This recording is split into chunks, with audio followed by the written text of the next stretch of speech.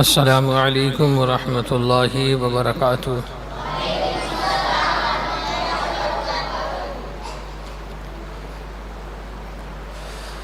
الحمد للہ رب العالمین والصلاة والسلام علی سید الانبیاء والمرسلین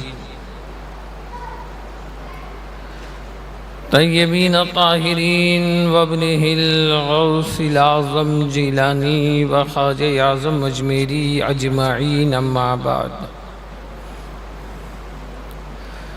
فاعوذ باللہ من الشیطان الرجیم، بسم اللہ الرحمن الرحیم۔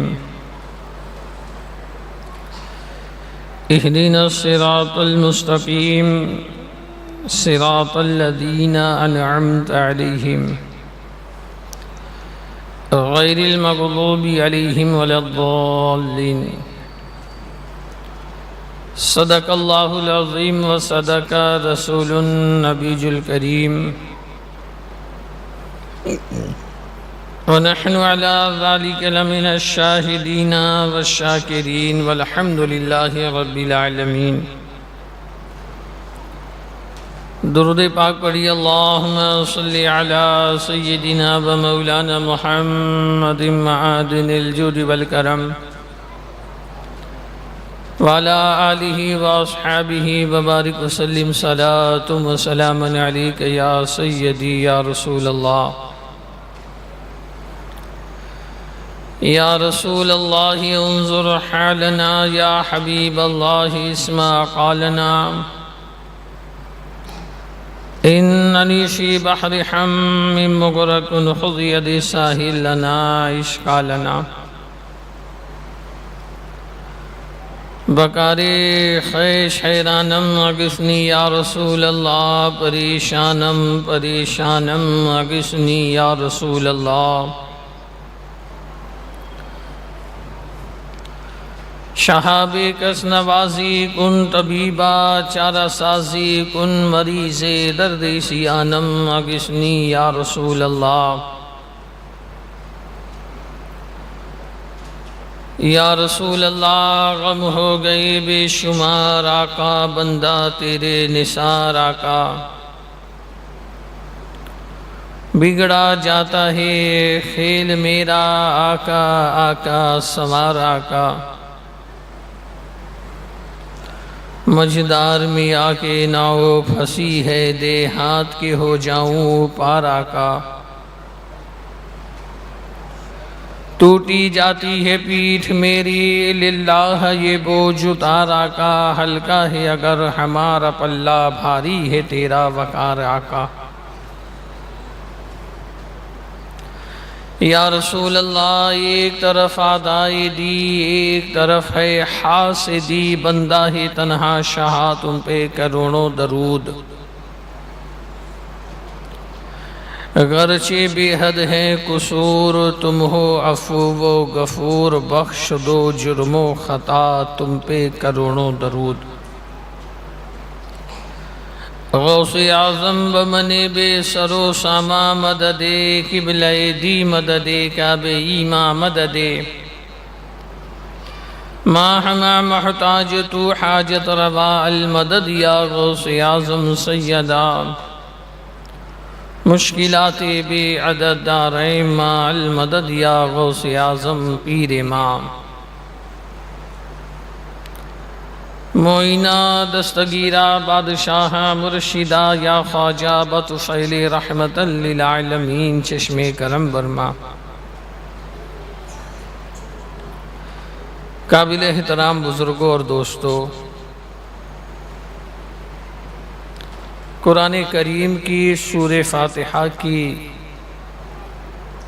جن آیات کو تلاوت کیا، پروردگار اس کے متعلق مجھے حق بات کہنے کی توفیق عطا فرمائے۔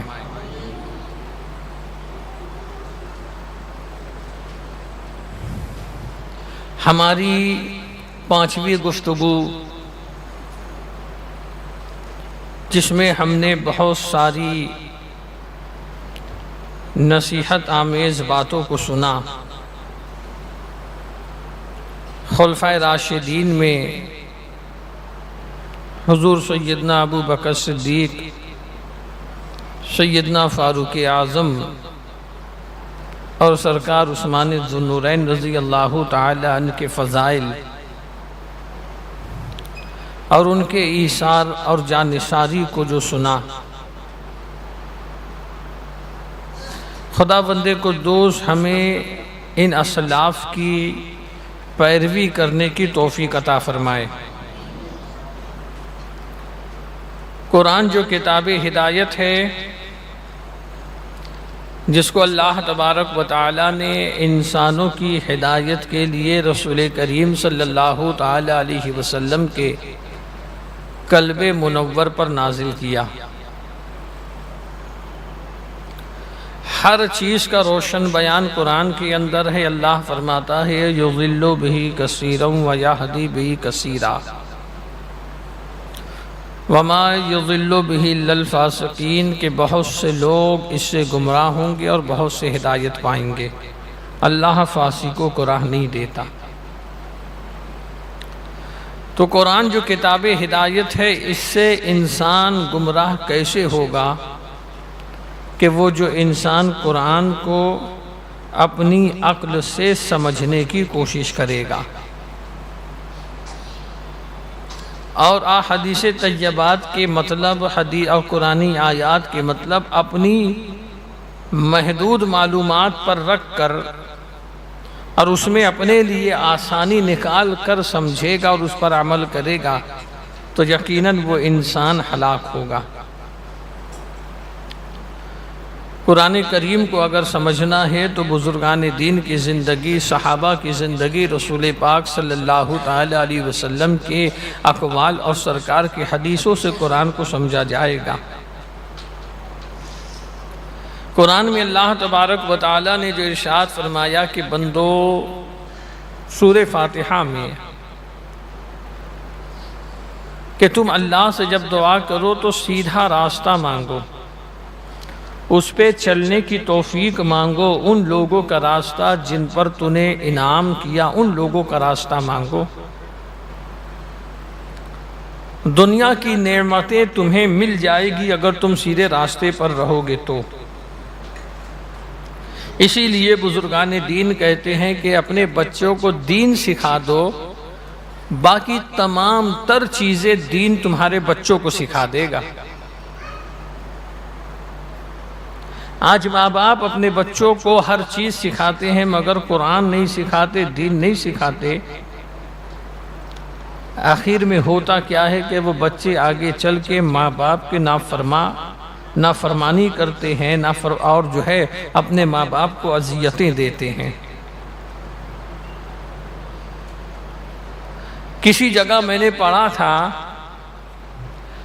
کہ جب بچہ دنیاوی تعلیم حاصل کر کے کامیاب ہو جاتا ہے، دنیاوی ڈگری اس کے پاس آ جاتی ہے، تو ماں باپ اپنے بچے سے ڈرنے لگتے ہیں۔ آج بھی وہ ماحول ہے ہمارے معاشرے کے اندر۔ اگر بیٹا ٹیچر بن گیا، ڈاکٹر بن گیا، انجینئر بن گیا، وکیل بن گیا تو اس کا غصہ اس کی ناک پہ ہوتا ہے، ماں باپ ان سے ڈرتے ہیں۔ مگر وہی بچہ جب دین سیکھتا ہے، قرآن سیکھتا ہے، عالم بنتا ہے، تب وہ بچہ ماں باپ سے ڈرنے لگتا ہے کہ اگر یہ ناراض ہو گئے تو خدا و رسول ناراض ہو جائیں گے، اگر یہ ناراض ہو گئے تو میری نمازیں تباہ ہو جائے گی، جو تلاوت میں نے اب تک کی ہے وہ تمام تر تلاوتیں میری تباہ کر دی جائے گی۔ اسی لیے اپنے بچوں کو دین سکھاؤ، باقی ہر چیز دین تمہارے بچوں کو سکھا دے گا۔ بڑی حیرت ہوتی ہے ماحول اور معاشرے کو دیکھ کر کے کہ آج ہمارے ماحول و معاشرے کے اندر دین سے جو دوری ہے، اور خود ماں باپ اپنے بچوں کو دین سے دور رکھتے ہیں۔ وہ یہ سمجھتے ہیں کہ اگر یہ ملا گیری کرے گا، دینداری کرے گا تو اس کی آگے کی زندگی کیسے کٹے گی؟ کیا ملا کی زندگی کٹتی نہیں ہے؟ لوگ یہ سمجھتے ہیں کہ اگر داڑھی رکھ لے گا تو نوکری بھی نہیں ملے گی، چھوکری بھی نہیں ملے گی۔ کیا داڑھی والوں کی شادی نہیں ہوتی؟ کیا انہیں نوکری نہیں ملتی؟ حضرت اویس قرنی رضی اللہ تعالیٰ عنہ فرماتے ہیں کہ انسان کو خیال رزق ہے، رزاق کا خیال نہیں۔ وہ خدا جو بندوں کو رزق دیتا ہے، انسان اس کے رزق کی فکر کرتا ہے کہ مجھے ملے، مگر دینے والے پروردگار کا اسے خیال نہیں ہے۔ وہ اس بات کی فکر نہیں کرتا کہ میں اللہ کو راضی کروں تاکہ اللہ تبارک و تعالی میرے رزق میں برکت عطا فرمائے اور مجھ کو فراوانی عطا فرمائے۔ یاد رکھنا مسلمانوں، ہر چیز خدا کی طرف سے ہوتی ہے۔ وہ ہماری زندگی کا، ہماری موت کا، ہمارے رزق کا، ہماری ہر چیز کا مالک ہے۔ قُلِ اللَّهُمَّ مَالِكَ الْمُلْكِ تُؤْتِي الْمُلْكَ مَن تَشَاءُ، سورہ آل عمران کی آیات بغیر حساب تک پڑھ ڈالو۔ اس میں اللہ تبارک و تعالیٰ نے کیا تعلیم دی کہ کہو کہ تمام ملک کا مالک اللہ ہے، ہر چیز اس کے قبضے میں ہے، وہ جسے چاہے عزت دے، جسے چاہے عزت سے محروم رکھے۔ یخرج الحی من المیت ویخرج المیت من الحی، اس کی قدرت اتنی عظیم تر ہے کہ وہ زندے سے مردے کو نکال لیتا ہے اور مردے سے زندے کو نکالتا ہے۔ اگر اسے آپ دیکھنا ہے تو مفسرین کہتے ہیں کہ یہ اشارہ اس طرف ہے کہ مرغی جب انڈا دیتی ہے تو انڈا بے جان ہوتا ہے، اس میں جان نہیں ہوتی۔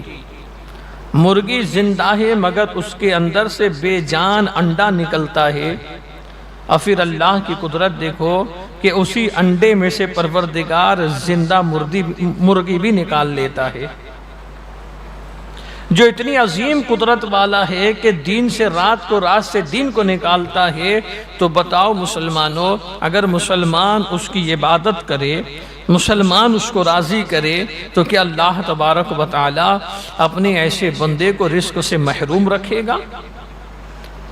وہ کبھی ایسے بندوں کو رزق سے محروم نہیں رکھے گا۔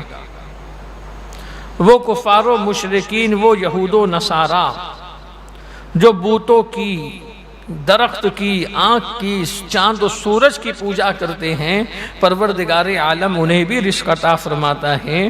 ہم تو بہرحال اللہ کو اپنا معبود مانتے ہیں، وہ ہمارا رب ہے، تو وہ ہمیں اپنے رزق سے محروم کیوں رکھے گا؟ ضرورت اس بات کی ہے کہ مسلمانوں ہم دین کے قریب ہو جائیں، ہم اسلام کے قریب ہو جائیں، تعلیم قرآن کو جانیں، تعلیم قرآن پر عمل کریں۔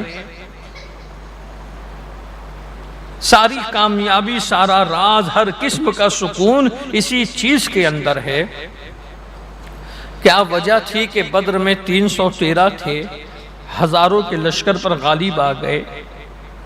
کیا وجہ تھی احد میں مسلمانوں کی تعداد کم تھی مگر اللہ نے فتح و نصرت عطا فرمائی؟ خندق کے اندر مسلمان کے تعداد کم تھی، تبوک کے اندر مسلمان پریشان حال تھے، مگر اللہ نے انہیں فتح و نصرت عطا فرمائی۔ اس کی اصل اور بنیادی وجہ یہ تھی کہ وہ سب کے سب اسلام کے اوپر سختی سے اور پابندی سے عمل کرنے والے تھے۔ ان کا ظاہر جیسا تھا ویسا ہی ان کا باطن تھا۔ ان کا حال یہ تھا کہ جو جان مانگو تو جان دیں گے، جو مال مانگو تو مال دیں گے، نہ ہوگا ہم سے ہرگز کبھی یہ کہ نبی کا جاہ و جلال دیں گے۔ مگر آج مسلمانوں کے اندر وہ بات نہیں ہے۔ اگر مسلمانوں کے اندر وہ بات ہوتی تو فجر کی نماز میں 2 صف نہیں ہوتی، مسجد جمعہ جیسی بھری ہوتی۔ اگر مسلمانوں کے اندر وہ بات ہوتی تو ہماری 5 وقتہ نمازوں کے اندر مصلی اتنے ہوتے جتنی عیدین کے اندر ہوا کرتے ہیں۔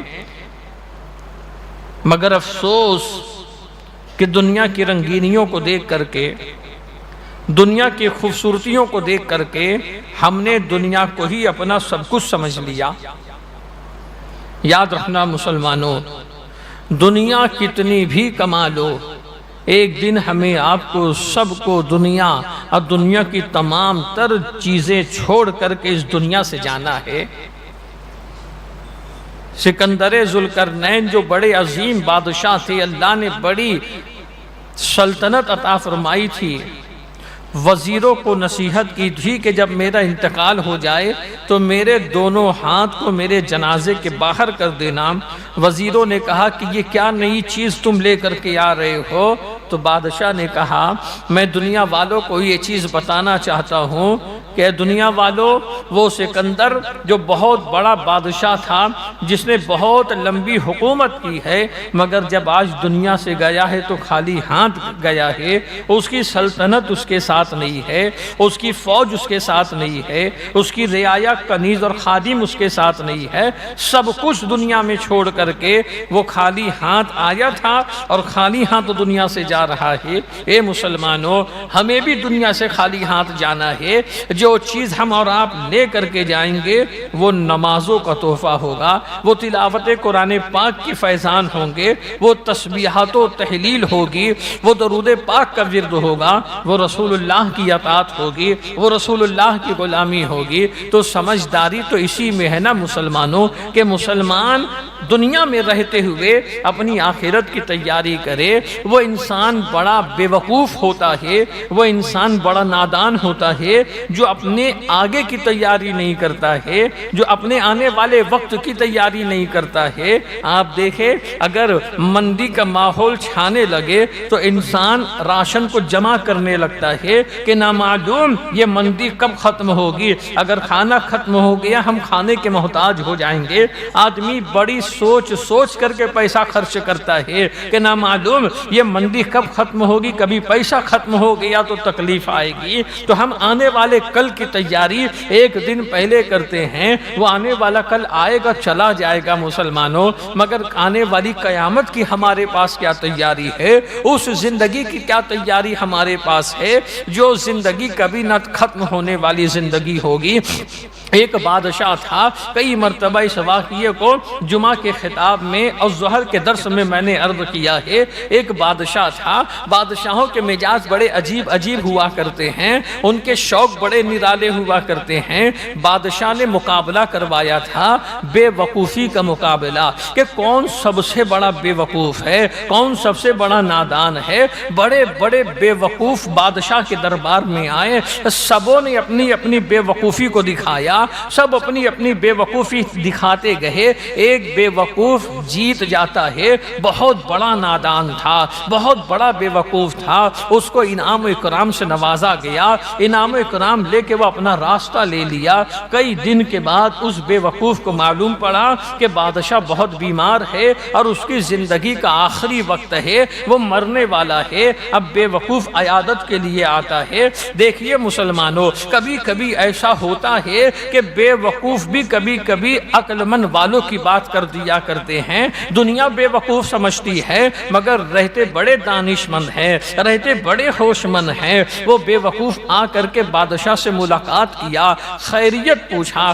بادشاہ نے کہا اب تو میں مرنے والا ہوں۔ بے وقوف نے کہا مر کے کہاں جاؤ گے؟ کہا اب میں دوسری دنیا میں چلا جاؤں گا، اب اس دنیا کو چھوڑ کر کے جانا ہے۔ تو بے وقوف تھا، اب بے وقوف نے سوال کرنا شروع کیا کہ بادشاہ تم اس دنیا سے جا رہے ہو، یہاں تمہارا محل ہے، جس دنیا میں جا رہے ہو وہاں محل تم نے بنوایا ہے؟ بادشاہ نے کہا کوئی محل نہیں ہے۔ پھر بے وقوف نے کہا اچھا یہاں تمہارے اتنے خادم ہیں، جہاں تم جا رہے ہو وہاں تمہارے خادم و کنیز ہے؟ بادشاہ نے کہا کوئی خادم و کنیز نہیں ہے۔ بے وقوف نے کہا یہاں تمہارے پاس اتنے ہیرے جواہرات ہیں، جس جگہ تم جا رہے ہو وہاں یہ سب تم نے بھیجا ہے، وہاں تمہارے عیش و آرام کے ساز و سامان ہے؟ بادشاہ نے کہا نہیں وہاں کوئی ساز و سامان نہیں، وہاں خالی ہاتھ جانا پڑتا ہے۔ تو وہ بے وقوف وہ پورا انعام اٹھا کر کے بادشاہ کو دے دیتا ہے کہ اے بادشاہ مجھ سے بڑے بے وقوف تو تم ہو،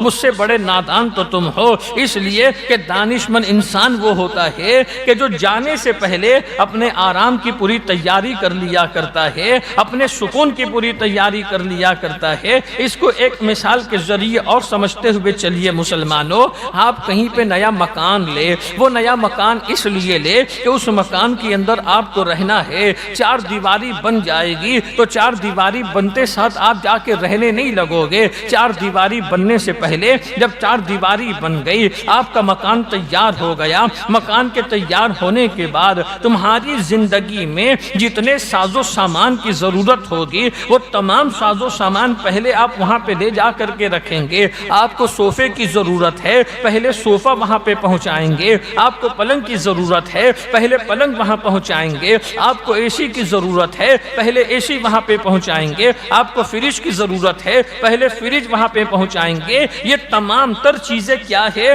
جو انسانی زندگی کی ضروریات کو پورا کرتے ہیں، تاکہ یہ تمام تر چیزیں وہاں پہ پہنچ جائے۔ آخر میں آپ جائیں گے کہ اب جا کر کے فقط رہنا ہے، اب جا کر کے فقط سکون سے سونا ہے، جا کر کے فقط سکون سے اپنی ضرورتوں کو پورا کرنا ہے۔ تو بتائیے مسلمانوں، زندگی کے چند دن کے سکون کے لیے ہم اتنا اہتمام کرتے ہیں، یہی سکون اور یہی اطمینان ہمیں قبر میں اگر حاصل کرنا ہے تو قبر میں جانے سے پہلے ہمیں نمازوں کو بھیجنا ہوگا، قبر میں جانے سے پہلے ہمیں تلاوت قرآن پاک کو بھیجنا ہوگا، قبر میں جانے سے پہلے ہمیں رسول اللہ کی اطاعت کی نیکیوں کو بھیجنا ہوگا۔ عبادت کر کر کے جب وہ تمام تر چیزیں ہم اپنے آگے بھیجیں گے، اس کے بعد جب ہم جائیں گے تو اعلیٰ حضرت ارشاد فرماتے ہیں، نکیرین کرتے ہیں تعظیم میری، فدا ہو کہ تجھ پہ یہ عزت ملی ہے کہ قبر میں جاؤ گے تو اب سکون کے ساتھ تم اپنی زندگی قبر کے اندر گزار سکتے ہو۔ وہ زندگی جو انسان کو مرنے کے بعد ملتی ہے، وہ زندگی جو انسان کی موت کے بعد آتی ہے۔ تو اے مسلمانوں، اب آپ فیصلہ کریں کہ سمجھدار انسان کون ہے؟ جو دنیا میں رہ کے آخرت کی تیاری کرتا ہے وہ سمجھدار انسان ہے، یا وہ انسان سمجھدار ہے جو دنیا میں رہ کے اپنی آخرت کو تباہ کر دیتا ہے، جو دنیا میں رہ کے اپنی آخرت کو بھول جاتا ہے؟ حدیث پاک میں آیا، اللہ کے پیارے رسول صلی اللہ تعالی علیہ وسلم فرماتے ہیں کہ جب کسی انسان کی وفات ہوتی ہے، جب کوئی انسان مر جاتا ہے تو دنیا والے کہتے ہیں اس نے اپنی اولاد کے لیے کیا چھوڑا، اور فرشتے کہتے ہیں اس نے اپنے آگے کیا بھیجا ہے۔ دنیا یہ کہے گی اپنے بعد والوں کے لیے کیا چھوڑا، اور فرشتے یہ کہیں گے اس نے اپنے آگے کیا بھیجا، کہ آگے اس نے نیکیاں کر کے بھیجی ہے کہ نہیں۔ مگر افسوس ہوتا ہے مسلمانوں کے احوال کو دیکھ کر کے کہ حوادثات زمانے کے حوادثات جو ہے، زمانے کی مشکلات جو ہے مسلمانوں کو ٹھوکر مار رہی ہے، مگر مسلمان خواب خرگوش سے بیدار نہیں ہوتا ہے۔ مسلمان ایسی غفلت کی نیند سویا ہوا ہے کہ مسلمان ہوش کے ناخن نہیں لیتا ہے۔ تباہی مسلمانوں کے دروازے تک کے پہنچ چکی ہے، مگر مسلمان یہ سوچتا ہے ارے جو ہوگا دیکھا جائے گا، جو ہوگا دیکھا جائے گا۔ اے مسلمانوں، اپنے اندر سمجھداری پیدا کرو، دنیا میں رہتے ہوئے آخرت کی تیاری کر لو، اس لیے کہ زندگی کا بھروسہ نہیں ہے، موت یقینی ہے۔ جب موت آ جائے گی تو پل بھر کی ہمیں مہلت نہیں ملنے والی ہے، جب موت آ جائے گی ایک آن کی ہمیں مہلت نہیں ملنے والی ہے۔ کل کی گفتگو ہماری امیر المؤمنین حضرت عثمان غنی رضی اللہ تعالیٰ عنہ کے فضائل پر تھے۔ ہم نے جو آیت کو تلاوت کیا، اے اللہ ہمیں سیدھا راستہ چلا ان کا جن پر تو نے انعام کیا ہے، اللہ نے بتا دیا کہ اگر تمہیں سیدھا راستہ چلنا ہے، انعام یافتہ بندوں کے راستے پہ چلنا ہے، تو انبیاء، صدیقین، شہداء و صالحین کے راستے پہ چلو، اس لیے کہ یہ انعام یافتہ ہے۔ ان کی زندگی کو دیکھو، ان کی پیروی کیا کرو، ان کی اطاعت کیا کرو، یہ سب کے سب سیدھے راستے کے اوپر ہیں۔ تو ہمیں گویا یہ اشارہ ملا، ابو بکر کے راستے پہ چلو، انعام یافتہ یہی ہے، عمر کے راستے پہ چلو، انعام یافتہ یہی ہے، عثمان غنی کے راستے پہ چلو، انعام یافتہ یہی ہے، حضرت علی کے راستے پہ چلو، انعام یافتہ یہی ہے، حضرت مولا کائنات رضی اللہ تعالی عنہ یہ حضور کے چوتھے خلیفہ ہیں، عشرہ مبشرہ کے صحابی ہیں، اور رسول کریم صلی اللہ تعالی علیہ وسلم کے چہیتے داماد ہیں۔ اللہ کے پیارے نبی صلی اللہ تعالی علیہ وسلم نے اپنے سب سے چہیتی بیٹی، پوری کائنات کی مخدومہ سیدہ خاتون جنت کو حضرت مولا کائنات کے نکاح کے اندر عطا فرمایا تھا۔ حضرت علی وہ ہے مسلمانوں کہ جب آپ کی ولادت ہوئی تھی تو ولادت ہونے کے بعد اس روئے زمین پر سب سے پہلے حضرت علی نے اگر کچھ دیکھا ہے تو وہ رسول اللہ کا رخ روشن دیکھا ہے، سب سے پہلے آپ نے حضور کا چہرہ دیکھا ہے۔ حضرت علی کی ولادت ہوئی تو ولادت ہونے کے بعد آپ نے اپنی آنکھوں کو کھولا نہیں تھا۔ جب یہ بات رسول پاک صلی اللہ تعالی علیہ وسلم کو معلوم ہوئی، اللہ کے نبی تشریف لے کر کے گئے۔ حضرت علی کو اپنی گود میں جب نبی پاک نے لیا تو حضرت علی اپنی آنکھوں کو کھول کر کے رسول اللہ کے چہرے کی زیارت کرتے ہیں۔ اس سے معلوم یہ ہوا کہ سب سے پہلی چیز حضرت علی نے جو دیکھا ہے وہ رسول اللہ صلی اللہ تعالی علیہ وسلم کا چہرے پاک ہے اور حضور کا چہرے انور ہے۔ حضرت علی ابو طالب کے بیٹے تھے۔ ابو طالب حضور نبی پاک صلی اللہ تعالی علیہ وسلم کے چچا ہیں۔ اس رشتے کے حساب سے حضرت مولا کائنات رضی اللہ تعالی عنہ حضور کے چچیرے بھائی بھی ہیں اور حضور کے داماد بھی ہیں۔ مگر یہاں پہ ایک نکتے کی بات آپ سنتے ہوئے چلو، آگے وہ ایک حدیث پاک ہے کہ جب اللہ کے پیارے نبی صلی اللہ تعالی علیہ وسلم ہجرت فرما کر کے مکہ سے مدینہ تشریف لائے تھے اور مکہ سے بہت سے مہاجرین مدینہ آئے تھے، تو انصار مدینہ اور مہاجرین کے اندر اللہ کے رسول صلی اللہ تعالی علیہ وسلم نے اخوت کو قائم فرما دیا تھا۔ ایک ایک انصاری کو حکم دیا تھا، ایک ایک مہاجر کو اپنے ساتھ لے کر کے جاؤ، آج سے یہ تمہارا بھائی ہے۔ سب انصاری ایک ایک مہاجر کو لے کر کے چلے گئے، تنہا مولا کائنات بچے ہوئے تھے۔ اللہ کے نبی نے حضرت علی کو کسی کا بھائی نہیں بنایا۔ حضرت علی کی آنکھوں سے آنسو بہنے لگے۔ میرے آقا صلی اللہ تعالی علیہ وسلم نے دریافت کیا، عرض کیا یا رسول اللہ، ایک ایک مہاجر کو ایک ایک انصاری نے اپنا بھائی بنا لیا، آپ نے سب میں بھائی چارہ قائم فرما دیا، علی کو کسی کا بھائی نہیں بنایا۔ میرے آقا ارشاد فرماتے علی سنو، دنیا و آخرت میں تم میرے بھائی ہو۔ رشتے کے حساب سے تو بھائی تھے، مگر حضور نے فرمایا دنیا و آخرت میں تم میرے بھائی ہو۔ مگر حدیث کی کتابیں اٹھا کر کے آپ دیکھ لیں مسلمانوں، اللہ کے پیارے نبی کی بارگاہ میں حضرت مولا کائنات رضی اللہ تعالیٰ عنہ نے کبھی بھی پیارے آقا کو اپنا بھائی کہہ کے نہیں بلایا ہے۔ جب بھی بلایا یا رسول اللہ کہہ کے، جب بھی پکارا یا حبیب اللہ کہہ کے، اس لیے کہ مولا کائنات باب مدینۃ العلم ہے۔ حضرت مولا علی جانتے ہیں کہ یہ پوری کائنات کے آقا ہے اور ان کے لیے یہ کہنا ان کی شایان شان نہیں ہے، ان کی شان کے خلاف ہے۔ آپ دیکھیں مولا کائنات رضی اللہ تعالی عنہ جو رسول پاک صلی اللہ تعالی علیہ وسلم کے چوتھے خلیفہ، ان کے فضائل کو اللہ نے قرآنی آیات کے اندر بھی بیان کیا۔ کئی آیتیں ان کی فضیلت کے اندر ہے۔ پیارے آقا صلی اللہ تعالی علیہ وسلم نے اپنی حدیثوں کے اندر ان کی فضیلتوں کو بیان کیا ہے۔ ایک مرتبہ حضرت مولا کائنات رضی اللہ تعالی عنہ کے پاس 4 درہم تھے، آپ نے 4 درہم کو صدقہ کیا۔ غالباً حضرت انس سے یہ حدیث روایت ہے، آپ نے وہ 4 درہم کو صدقہ کیا۔ ایک صدقہ کیا رات میں، ایک صدقہ کیا دن میں، ایک صدقہ کیا اعلان کر کے، اور ایک صدقہ کیا خاموشی سے پوشیدہ عالم میں، پوشیدہ حالت میں۔ جب 4 طریقے سے آپ نے صدقہ کیا، دوسرے ہی دن اللہ تبارک و تعالی نے اپنی آیتوں کو نازل کر دیا، اور وہ لوگ جو رات کے اندھیرے میں اور دن کے اجالے میں اور اعلانیہ طور پر اور پوشیدہ طور پہ صدقات کیا کرتے ہیں، انہیں نہ تو کسی بات کا خوف ہے اور نہ تو کسی بات کا غم ہے۔ جب یہ آیت حضرت علی کی شان میں نازل ہوئی، اللہ کے پیارے نبی صلی اللہ تعالی علیہ وسلم حضرت علی سے پوچھتے ہیں کہ آپ نے اس طریقے سے صدقہ کیا؟ عرض کرتے یا رسول اللہ 5واں طریقہ نہیں تھا، ورنہ اس طریقے سے بھی صدقہ کرتا۔ یہ 4 طریقہ مجھے معلوم تھا، چاروں طریقے سے صدقہ اس لیے کیا کہ کوئی ایک طریقہ تو ایسا ہوگا جو محل رضا کو پہنچ جائے گا، جو اللہ کو راضی کرے گا، جس سے اللہ کی خوشنودی مجھے حاصل ہو جائے گی۔ یہ مولا کائنات رضی اللہ تعالیٰ عنہ ہے۔ آپ دیکھیں نبی کریم صلی اللہ تعالی علیہ وسلم فرماتے ہیں کہ میں جس کا دوست ہوں علی بھی اس کے دوست ہیں، میں جس کا مولا ہوں علی بھی اس کے مولا ہیں۔ اللہ کے نبی فرماتے ہیں علی مومنوں کے مددگار ہیں۔ اللہ کے نبی ارشاد فرماتے ہیں کہ علی وہ ہیں کہ علی سے مومن کبھی بغض نہیں رکھے گا اور منافق کبھی محبت نہیں کرے گا۔ مطلب اس کا یہ کہ جو مومن ہوگا وہ علی سے محبت کرنے والا ہوگا، اور جس کے دل کے اندر علی کا بغض ہوگا وہ کبھی مومن نہیں ہو سکتا، وہ کبھی ایمان والا نہیں ہو سکتا۔ پیارے آقا صلی اللہ تعالی علیہ وسلم فرماتے ہیں کہ جس نے میری اطاعت کی اس نے اللہ کی اطاعت کی، اور جس نے میری نافرمانی کی اس نے اللہ کی نافرمانی کی۔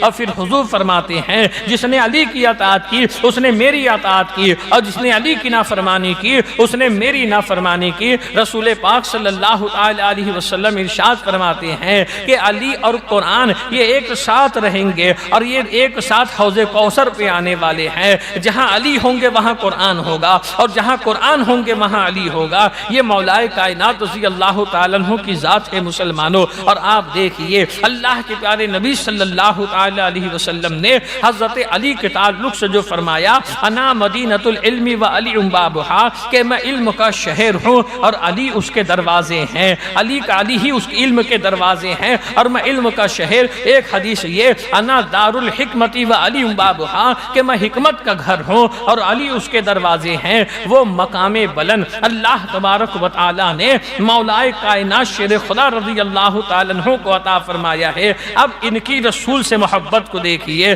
اسلام پر ان کی جانثاری کو دیکھیے، کس طریقے سے یہ اسلام پہ جانثاری کیا کرتے ہیں۔ یاد رکھنا مسلمانوں، عبادت کوئی بھی ہو، عبادت کے اندر اخلاص ہونا یہ ضروری ہے، عبادت کے اندر خلوص ہونا یہ ضروری ہے۔ اور سب سے زیادہ مخلص جو ہوا کرتے ہیں یہ صحابہ کرام ہوا کرتے ہیں۔ ایک صحابی ایک مٹھی جو اللہ کی راہ میں صدقہ کرے اور غیر صحابی احد پہاڑ کے برابر سونا صدقہ کرے، تب بھی صحابی نیکی میں آگے رہنے والے ہیں، صحابہ کو مقام زیادہ ملنے والا، اس لیے کہ یہ سب رسول اللہ کی بارگاہ کے تربیت یافتہ ہوا کرتے ہیں۔ مولا کائنات رضی اللہ تعالیٰ نے جنگ خندق کے موقع پر جب جنگ خندق ہوئی تھی، آپ نے ایک یہودی کو پچھاڑ دیا تھا، آپ اس کے سینے کے اوپر سوار ہو گئے، قریب تھا آپ اپنی تلوار سے اس کی گردن کو کاٹ دیتے، اس نے آپ کے چہرے کے اوپر تھوک دیا۔ جیسے ہی اس نے آپ کے چہرے پہ تھوکا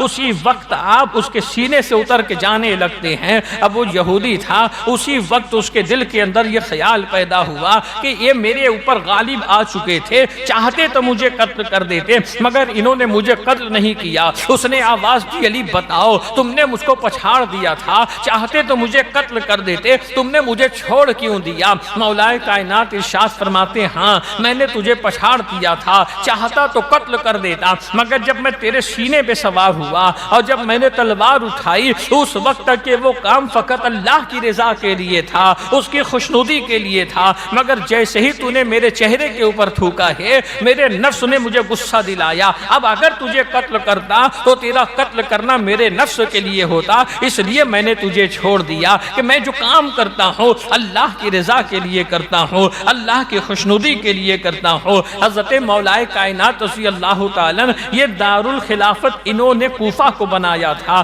حضرت مولا علی کے گھوڑے کی زین چوری ہو گئی، آپ نے دیکھا وہ زین ایک یہودی کے پاس تھی، آپ نے یہودی سے کہا یہ زین میرے گھوڑے کی ہے، یہ زین میری سواری کی ہے۔ اس یہودی نے کہا اچھا اگر یہ آپ کی ہے تو گواہ لے کر کے آؤ اور قاضی کے پاس آپ مقدمہ داخل کر دو۔ آپ دیکھیں اس وقت بھی اسی طریقے سے مقدمات چلا کرتے تھے۔ اس وقت کے قاضی شرح تھے، ان کی عدالت کے اندر مقدمہ ڈالا گیا۔ حضرت امیر المؤمنین مولا علی ہے مگر قاضی شرح تھے، ان کی عدالت میں مقدمہ ڈالا گیا۔ حضرت علی سے قاضی شرح نے کہا کہ تمہاری گھوڑے کی زین ہے، تم گواہ لے کر کے آؤ۔ دونوں کی بات کو سنتے ہیں، دونوں کی بات کو سننے کے بعد کہتے کہ تم جو ہے گواہ لے کر کے آؤ کہ یہ زین تمہارے اپنے گھوڑے کی ہے۔ حضرت علی نے امام حسن مجتبیٰ کو گواہی میں پیش کیا اور اپنے غلام کو گواہی میں پیش کیا۔ حضرت قاضی شرح کہتے کہ علی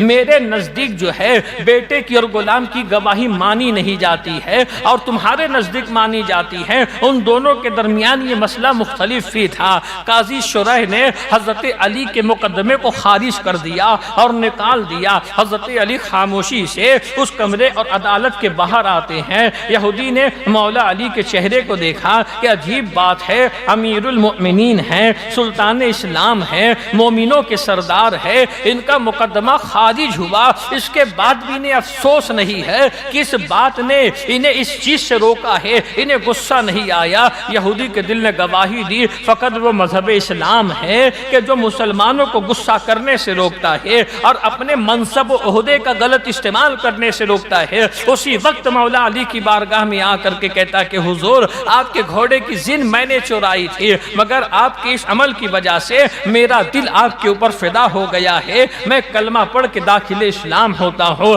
اب یہاں سے مسلمانوں، ہمیں اور آپ کو جو درس ملتا ہے، ہمیں اور آپ کو جو تعلیم و سبق ملتا ہے کہ انسان اگر کسی اونچے منصب پر ہوتا ہے، انسان اگر کسی اونچے عہدے پہ ہوتا ہے، اگر کوئی کام اس کی مرضی کے خلاف ہو جائے، اگر کوئی بات اس کی مرضی کے خلاف ہو جائے، تو پھر وہ اپنے عہدے کا غلط استعمال کیا کرتا ہے، پھر وہ اپنے منصب کا غلط استعمال کیا کرتا ہے، وہ اپنے رتبے کا اور اپنے پیسے کا غلط استعمال کرتا ہے۔ مولا علی کی زندگی کا یہ واقعہ ہمیں بتاتا ہے کہ تم کتنے ہی دولت مند کیوں نہ ہو جاؤ، تم کتنے ہی اونچے منصب اور عہدے پہ کیوں نہ چلے جاؤ، مگر اس بات کو یاد رکھنا، تمہارے پیروں کے اندر شریعت رسول اللہ کی بیڑیاں پڑی ہوئی ہے، تمہارے ہاتھوں کے اندر رسول اللہ کی شریعت کی زنجیر پڑی ہوئی ہے، تم مقید ہو اس بات کے کہ تمہیں شریعت کی پابندی کرنی ہے، اپنے نفس کی غلامی نہیں کرنی ہے، اپنے نفس کی پیروی تمہیں نہیں کرنی ہے۔ مولا کائنات رضی اللہ تعالیٰ عنہ کو اللہ نے وہ مقام بلند عطا کیا تھا۔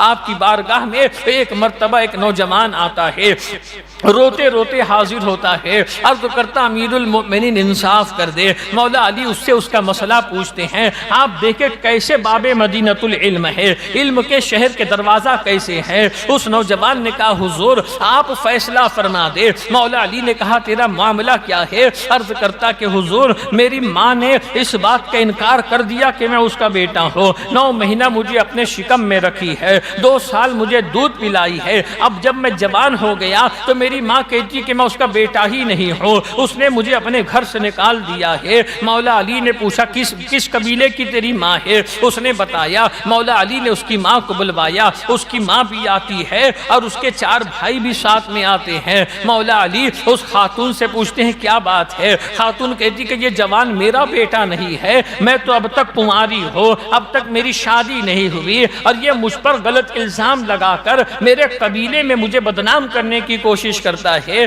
حضرت علی فرماتے خاتون سے اچھا یہ بتا تیرے پاس گواہ ہے؟ کہا ہاں میرے پاس گواہ ہے۔ اور اس خاتون نے اپنے قبیلے کے 40 جھوٹے گواہوں کو بھی پیش کر دیا، ان لوگوں نے گواہی بھی دے دی کہ یہ نوجوان جھوٹا ہے، یہ بچی یہ عورت یہ خاتون اب تک کے کنواری ہے، اس کی شادی بھی نہیں ہوئی ہے۔ حضرت مولا علی فرماتے خاتون سے اچھا بتا تیرا کوئی ولی ہے؟ کہا میرے 4 بھائی میرے ساتھ ہے۔ ان 4 بھائیوں کو بلوا کر کے مولا علی فرماتے اچھا بتاؤ اب جو فیصلہ میں کروں گا میرے فیصلوں کو تم منظور کرو گے؟ لوگوں نے کہا ہاں منظور کریں گے، اس لیے کہ آپ مومنوں کے سردار ہیں۔ مولا علی فرماتے تو اچھا سن لو، میں اللہ کو گواہ بنا کر کے اس عورت کا نکاح اس نوجوان لڑکے کے ساتھ کرتا ہوں، اور 400 درہم مہر میں اپنی طرف سے ادا کرتا ہوں۔ حضرت علی نے 400 درہم مہر اس نوجوان کو دیا، ارشاد فرمایا یہ مہر کی رقم اپنی عورت کی گود میں ڈال دے، اس کے ساتھ چلے جا،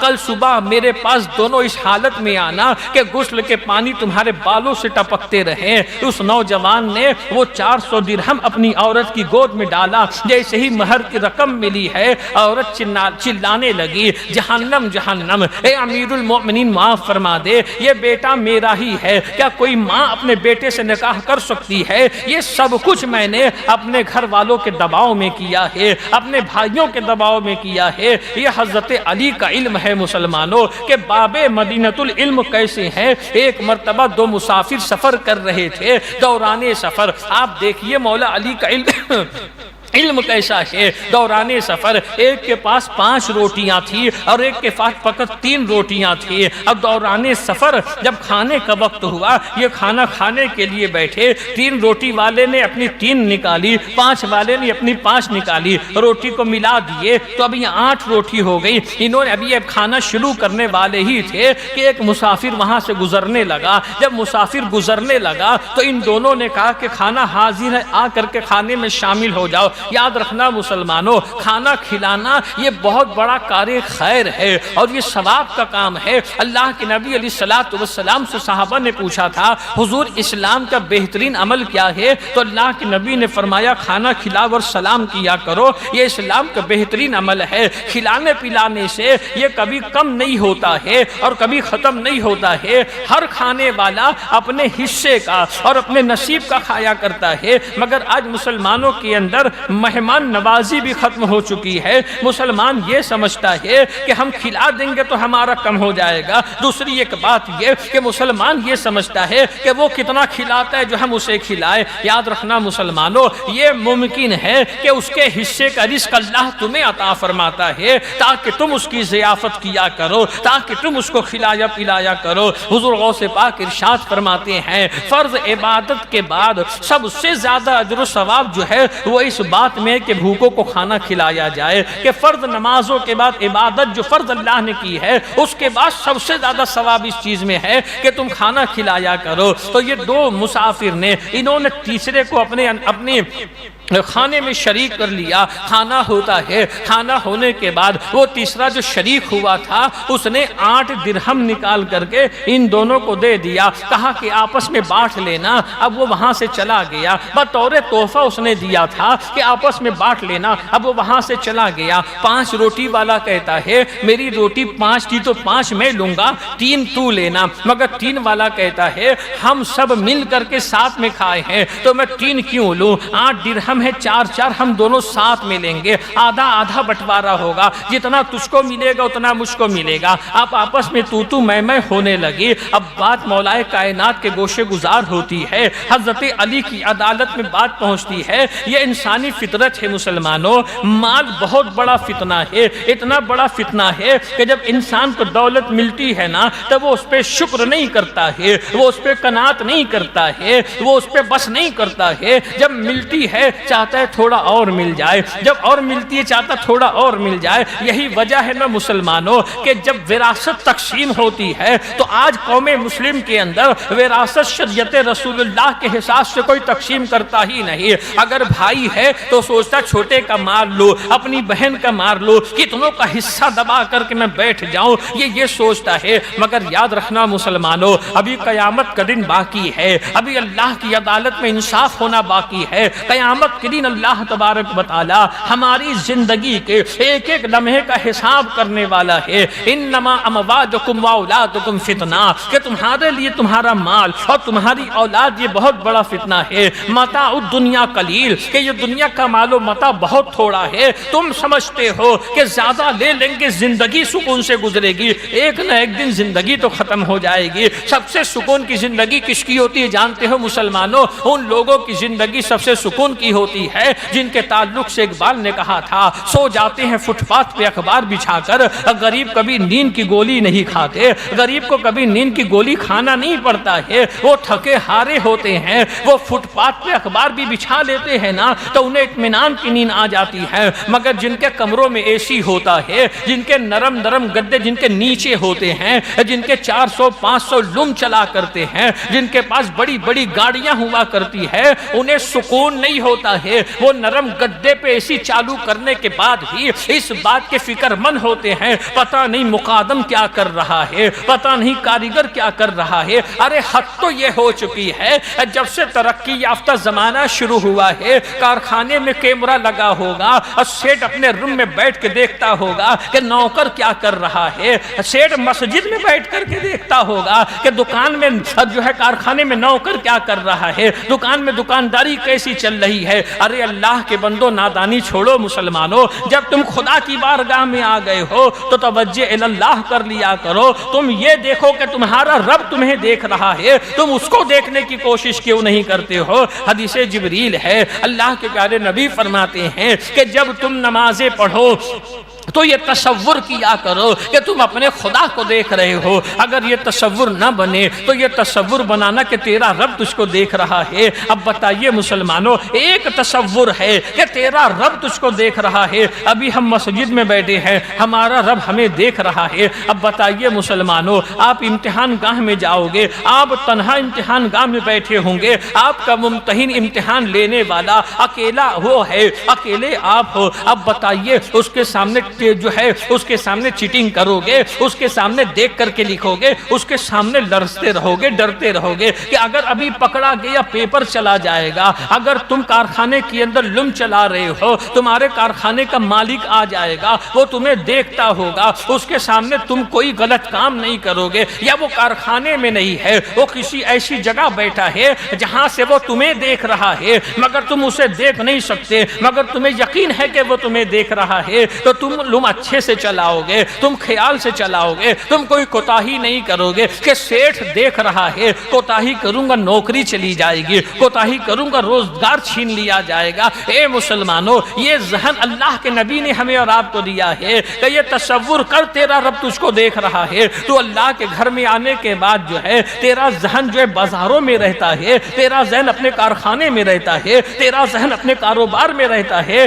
یاد رکھنا مسلمانوں، متاع الدنیا قلیل، دنیا کا مال و متاع بہت تھوڑا ہے۔ جب تو خدا کی بارگاہ میں آ گیا ہے، تیرا رب تجھے اپنے گھر میں بھی دیکھتا ہے اور تیرے گھر میں بھی تیرا رب تجھ کو دیکھتا ہے۔ تو رات کی تنہائی میں ہو یا دن کے اجالے میں ہو، ہر لمحہ ہر آن تیرا رب تجھ کو دیکھتا ہے۔ ایک بات اور مسلمانوں، ہم مانتے ہیں خدا دیکھ رہا ہے۔ جب انسان کو اپنی بات منوانی ہوتی ہے نا، جب اس کی کسی سے بحث ہوتی ہے اور کسی بات کے اوپر بات اٹکنے لگتی ہے تو انسان کہتا ہے ارے خدا سے ڈر، خدا دیکھ رہا ہے۔ جب منمانی ہوتی ہے تو خدا دیکھ رہا ہے، اور جب گناہ کرنا ہوتا ہے، جب کسی کا مال مارنا ہوتا ہے، جب کسی کے ساتھ دھوکہ کرنا ہوتا ہے، جب یہ تصور انسان نہیں کرتا کہ میرا رب اس کو دیکھ رہا ہے، میرا پالن ہار اس کو دیکھ رہا ہے، تو یاد رکھنا دنیا کا مال و متاع بہت تھوڑا ہے، کتنا بھی جمع کر لو تم اسے قبر میں ساتھ لے کر کے نہیں جا سکتے ہو۔ آپ کو معلوم ہے کفن بے سلا کیوں ہوتا ہے؟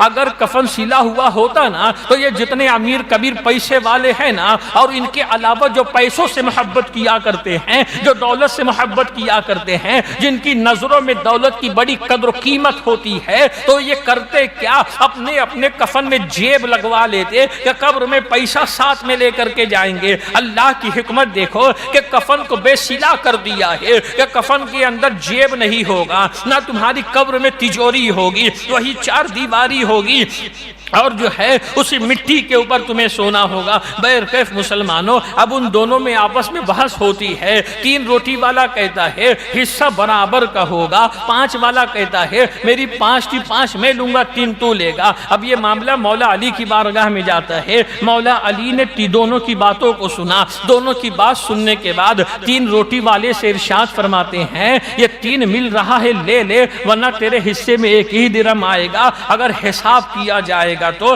تیرے حصے میں فقط 1 درہم آنے والا ہے۔ اب وہ پریشان ہو گیا کہ زیادہ کی تمنا کرنے والا تھا نا۔ یاد رکھنا مسلمانوں، لالچ انسان کو تباہ کر دیتی ہے، لالچ انسان کو برباد کر دیا کرتی ہے۔ حضرت عبد الرحمن بن عوف رضی اللہ تعالیٰ یہ بڑے امیر کبیر صحابی تھے، بہت دولت اللہ تبارک و تعالیٰ نے ان کو عطا فرمائی تھی۔ اتنی دولت ان کے پاس تھی کہ جب ان کے انتقال کا وقت قریب آیا، اپنی اولاد کو، اپنی بیویوں کو انہوں نے وراثت تقسیم کی۔ اس کے بعد مہاجرین صحابہ کے اندر انہوں نے اپنے مال کو جو تقسیم کیا تھا، ایک ایک صحابی کے حصے میں 1,40,000 درہم آئے تھے۔ اتنی دولت اللہ تبارک و تعالیٰ نے ان کو عطا فرمائی تھی۔ ان سے کسی نے پوچھا تھا کہ تمہارا کاروبار اتنے دھوم سے چلتا کیوں ہے، اور تم دن بدن اتنی ترقی کرتے کیسے ہو؟ انہوں نے ارشاد فرمایا کہ میں کل کے بھروسے آج مال روک کر کے نہیں رکھتا ہوں۔ جیسا کہ لوگوں کا ماحول ہوتا ہے نا کہ کہ اگر پیاز کی آمدنی کم ہو جاتی ہے، پیاز کی پیداوار کم ہو جاتی ہے،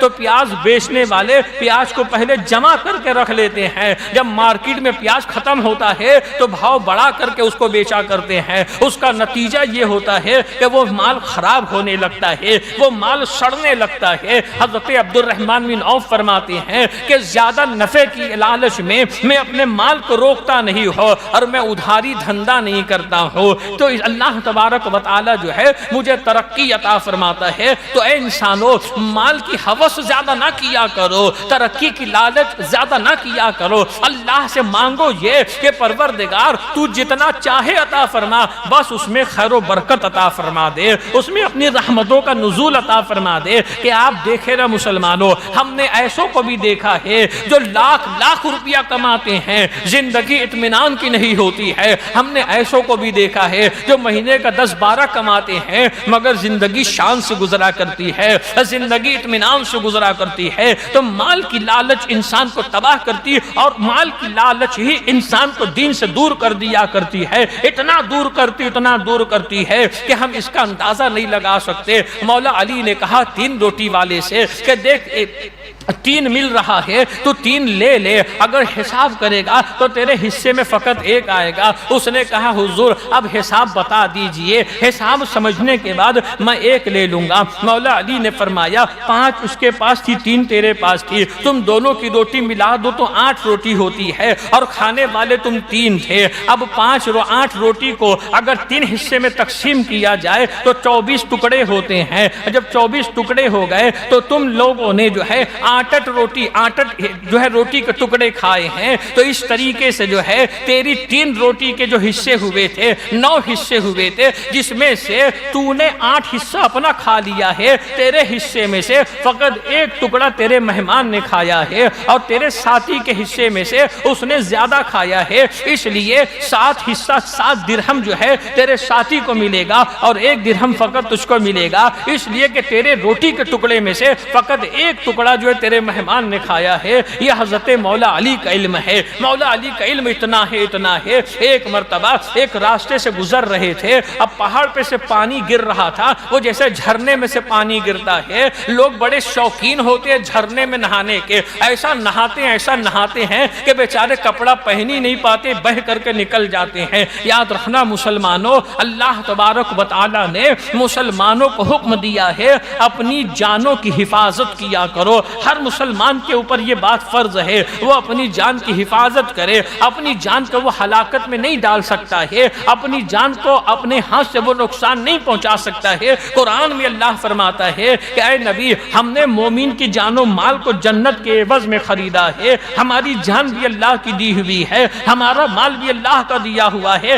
یہ بطور امانت ہمارے پاس ہے، تو ہمیں اپنی جان کی بھی حفاظت کرنی ہے، اور جو کچھ مال ہمارے پاس ہے اس کی حفاظت اور اس کا صحیح مصرف ہمیں کرنا ہے، ورنہ قیامت کے دن اللہ تبارک و تعالی جو ہے اس کا حساب لے گا اور اس کے متعلق ہم سے سوال کرے گا۔ تو ایک پانی کا جھرنا بہ رہا تھا، بڑی اونچائی سے پانی گر رہا تھا، مولا علی بڑی غور سے اس کو دیکھ رہے تھے، کافی دیر تک غور سے دیکھ رہے تھے۔ ساتھیوں نے کہا علی کیا دیکھ رہے ہو؟ ارشاد فرماتے ہیں اگر میرے پاس وقت ہوتا تو اس گرتے ہوئے پانی سے میں لوگوں کے گھروں کو روشن کر دیتا، لوگوں کے گھروں میں روشنی پیدا کر دیتا۔ یہ اشارہ مولا علی نے بجلی کی طرف کیا تھا کہ جو بجلی بننی ہے وہ پانی سے بننی ہے۔ حضرت علی اپنے زمانے میں ارشاد فرماتے ہیں، حضرت مولا کائنات رضی اللہ تعالیٰ عنہ، آپ دیکھیے آپ کا نام علی تو ہے مگر آپ کا ایک لقب ابو تراب بھی ہے۔ ابو تراب مطلب مٹی والے۔ نبی پاک صلی اللہ علیہ وسلم جو ہے مسجد نبوی شریف میں آتے ہیں، مولا علی اس وقت مسجد نبوی شریف میں لیٹے ہوئے تھے، اللہ کے نبی صلی اللہ علیہ وسلم ارشاد فرماتے اجلس یا ابا تراب، اے ابو تراب اٹھو، اے مٹی والے اٹھو۔ آپ کی پشت پر مٹی لگی ہوئی تھی، حضرت علی کی پشت سے اللہ کے نبی مٹی کو جھاڑتے اور فرماتے اجلس یا ابا تراب، اے مٹی والے اٹھو۔ حضرت علی کو یہ نام اتنا پسند آیا کہ اگر کوئی آپ کو علی کہتا تو اتنے خوش نہ ہوتے، اگر کوئی آپ کو ابو تراب کہتا تو سب سے زیادہ خوش ہو جاتے۔ ایک دن حضرت جبریل امین ہے مولا علی کی بارگاہ میں آتے ہیں، عرض کرتے علی تم باب مدینۃ العلم ہو؟ ارشاد فرمایا ہاں۔ تو حضرت جبریل کہتے بتاؤ اس وقت جبریل امین کہاں ہے؟ حضرت علی ہے۔ حضرت جبریل انسانی شکل میں آئے تھے۔ حضرت علی اپنے سر کو آسمان کی طرف کرتے ہیں، ارشاد فرماتے ہیں سائل سن میں سدرۃ المنتہا دیکھ رہا ہوں، علی جبریل مجھے نظر نہیں آئے۔ پھر زمین کی طرف دیکھتے ہیں، فرماتے میں تحت الثری دیکھ رہا ہوں، مجھے جبریل نظر نہیں آئے۔ دائیں بائیں آگے پیچھے دیکھتے ہیں، ارشاد فرماتے ہیں میں نے مشرق و مغرب شمال و جنوب کو دیکھ لیا، جبریل نظر نہیں آئے۔ مجھ کو اب معلوم پڑا کہ جبریل تم ہی ہو۔ یہ باب مدینۃ العلم حضرت مولائے کائنات رضی اللہ تعالیٰ عنہ، ایک یہودی عالم آپ کی بارگاہ میں آتا ہے، آ کر کے یہودی عالم کہتا ہے کہ علی تم باب مدینۃ العلم ہو، تم ہر چیز کا جواب جو ہے قرآن کی روشنی میں دیتے ہو۔ اچھا ایک بات یہ بتاؤ کہ تمہاری داڑھی اور میری داڑھی کا تذکرہ قرآن کے اندر ہے کیا؟ حضرت علی کے چہرے پر جو داڑھی کے بال تھے وہ گھنے ہوئے تھے، آپ کے ریش مبارک گھنے ہوئے تھے، آپ کے چہرے پہ پوری گھنی ہوئی داڑھی تھی، اور یہ یہودی آیا تھا نا اس کے بعد تھوڑی داڑھی تھی باقی سب خالی تھا۔ اس نے کہا علی بتاؤ کیا تمہاری اور میری داڑھی کا تذکرہ قرآن کے اندر ہے؟ حضرت علی فرماتے ہیں ہاں تیری داڑھی کا تذکرہ بھی قرآن میں ہے اور میری داڑھی کا تذکرہ بھی قرآن میں ہے۔ اور پھر قرآن کی ایک آیت پڑھتے ہیں، ارشاد فرماتے ہیں اور ان کی کھیتی خوب ہوتی ہے جن کی زمین اچھی ہے، اور ان کی کھیتی نہیں ہوتی بہت مختصر مگر وہ جن کی زمین بنجر ہے۔ اے یہودی سن، یہ میری کھیتی بہت اچھی ہے اس لیے کہ زمین اچھی ہے، اور تیری زمین بنجر ہے اس لیے تھوڑی سی کھیتی تجھ کو ہوئی ہے۔ یہ مولا علی رضی اللہ تعالیٰ عنہ کا علم ہے۔ آپ دیکھیں اللہ کے پیارے نبی صلی اللہ تعالیٰ علیہ وسلم اس قدر مولائے کائنات رضی اللہ تعالیٰ عنہ سے محبت فرماتے کہ جب ہجرت کی رات تھی تو ہجرت کی رات اللہ کے نبی صلی اللہ تعالیٰ علیہ وسلم نے اپنے بستر پر آرام کے لیے اگر کسی کو حکم دیا تھا تو وہ مولائے کائنات رضی اللہ تعالیٰ عنہ کو حکم دیا تھا کہ علی تم میرے بستر پہ آرام کرو اور صبح ان لوگوں کی امانتیں دے کر کے تم مدینے آ جانا۔ اللہ کے نبی صلی اللہ تعالیٰ علیہ وسلم نے اپنی سب سے چہیتی بیٹی خاتون جنت رضی اللہ تعالیٰ عنہ کو حضرت علی کے نکاح میں عطا فرمایا تھا، اور حضرت علی کو اس بات کا حکم بھی دیا تھا علی فاطمہ جب تک کہ حیات ہیں ان کی موجودگی میں تم دوسرا نکاح مت کرنا۔ فاطمہ جب تک حیات ہیں ان کی موجودگی میں تم دوسرا نکاح مت کرنا، اس لیے کہ جب جو سوتن ہوا کرتی ہے تو وہ سوتن آپس میں جب لڑتی ہیں تو ایک دوسرے کو برا نہیں کہتی، وہ ایک دوسرے کے ماں باپ کو برا کہتی ہے۔ فاطمہ کی سوتن اگر فاطمہ کے باپ کو برا کہے گی تو فاطمہ کا باپ اللہ کا رسول ہے، اس سے اس کی آخرت خراب ہو جائے گی۔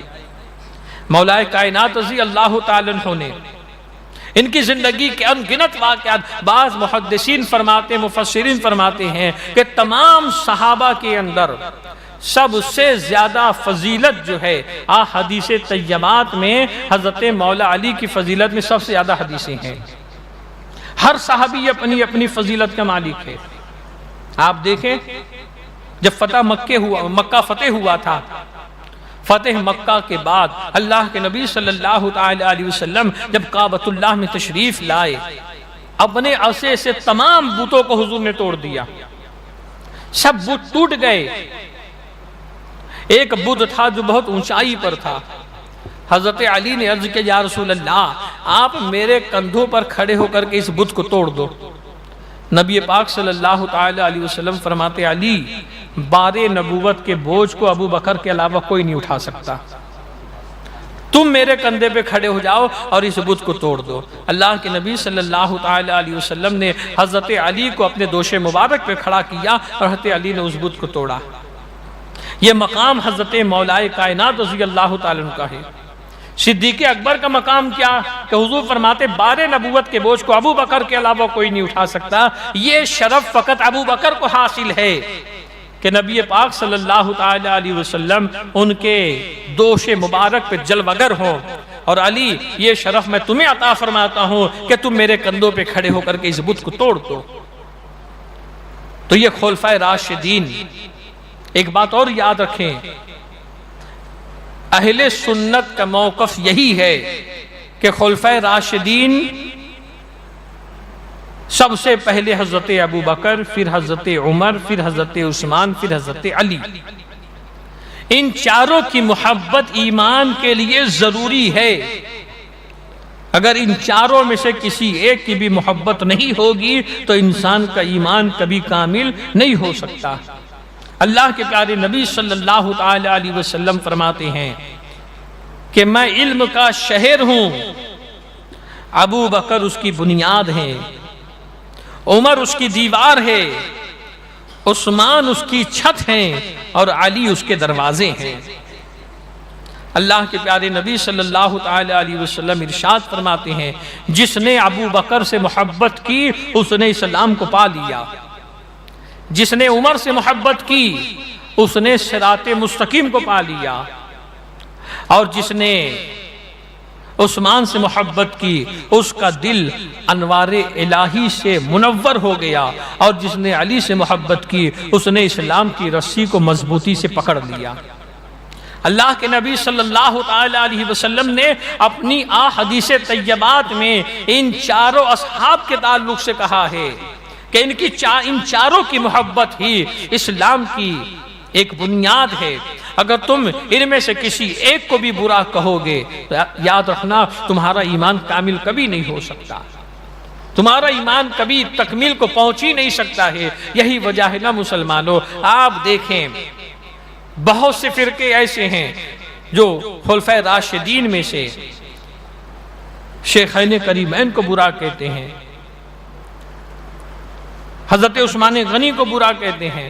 واحد تنہا اہل سنت ہے جو تمام صحابہ کو اپنے سر کا تاج مانا کرتی ہے اور تمام صحابہ سے محبت کیا کرتی ہے۔ تو یاد رکھنا مسلمانوں، ان کی محبت ایمان کی جان ہے، ان کی محبت ہی سے مسلمان کامیاب ہو سکتا ہے، کامران ہو سکتا ہے۔ تو اے مسلمانوں، انہی کی محبت میں زندہ رہو اور ان کے طریقے کار پہ چلو۔ اللہ نے قرآن میں کہا وَإِذَا قِيلَ لَهُمْ آمِنُوا كَمَا آمَنَ النَّاسِ، کہ اے لوگوں ایمان لاؤ ان لوگوں کے جیسا کہ ایمان لانے والوں نے ایمان لایا۔ مفسرین نے کہا اس کا مطلب یہ کہ اللہ تبارک و تعالی ارشاد فرما رہا ہے، اس آیت کا مطلب یہ اے ایمان والو ابو بکر کے جیسا ایمان لاؤ، عمر عثمان کے جیسا ایمان لاؤ، علی کے جیسا ایمان لاؤ۔ ان کا ایمان کیسا تھا کہ جب رسول سے محبت کرتے تو رسول کی محبت میں یہ اپنا سب کچھ قربان کیا کرتے تھے، دین سے محبت کرتے تو دین کی محبت میں یہ اپنا سب کچھ قربان کیا کرتے تھے۔ تم ان کے جیسا اپنا ایمان لے، ان کے جیسا ایمان لاؤ تاکہ تم بھی کامیاب ہو سکو۔ تم نے دعا کی تھی نا اے اللہ ہمیں سیدھا راستہ چلا، ان کا جن پر تو نے انعام کیا ہے، تو لو بندو میں نے بتا دیا انعام میرا ابو بکر پہ ہوا ہے، انعام میرا عمر پہ ہوا ہے، انعام میرا عثمان اور علی پہ ہوا ہے۔ اگر تم بھی انعام یافتہ بننا چاہتے ہو تو ان کے راستے پہ چلو اور ان کی پیروی کرو، ان کی اطاعت کرو، تم بھی انعام یافتہ ہو جاؤ گے۔ تو مسلمانوں مؤدبانہ گزارش کروں گا قطعی ان باتوں کو ایک کان سے سن کر کے دوسرے کان سے نکالنے کی کوشش مت کرنا، اور قطعی کوئی جملہ کوئی بات یہ سمجھ کے مت سننا کہ یہ اشارہ میری طرف ہے۔ جو بات بعضو نصیحت کی ہے تقریر میں وہ بات مطلق ہوتی ہے، کسی ایک کی طرف اشارہ نہیں ہوتا ہے۔ اور اگر یہ سمجھتے ہو کہ یہ اشارہ میری طرف ہے تو پھر اس کی اصلاح کر لو، اس کی اصلاح کر لو کہ وہ کمی ہمارے اندر ہے، وہ کوتاہی ہمارے اندر ہے، اس لیے وہ بات بولی جا رہی ہے۔ مگر افسوس ہمیں اپنی قوم پہ ہوتا ہے کہ ہم خود کی اصلاح تو نہیں کرتے ہیں، البتہ تقریر کے اندر تنقید ضرور کیا کرتے ہیں، تقریر کے اندر نقص کے پہلو ضرور تلاش کیا کرتے ہیں۔ اللہ تعالی ہم سب کو ہدایت عطا فرمائے، ہدایت پر ہی قائم رکھے، اور ہماری اس محفل کو اللہ تعالی اپنی بارگاہ میں قبول فرمائے۔ اپنی صلاۃ و سلام کے لیے کھڑے ہو جائیں۔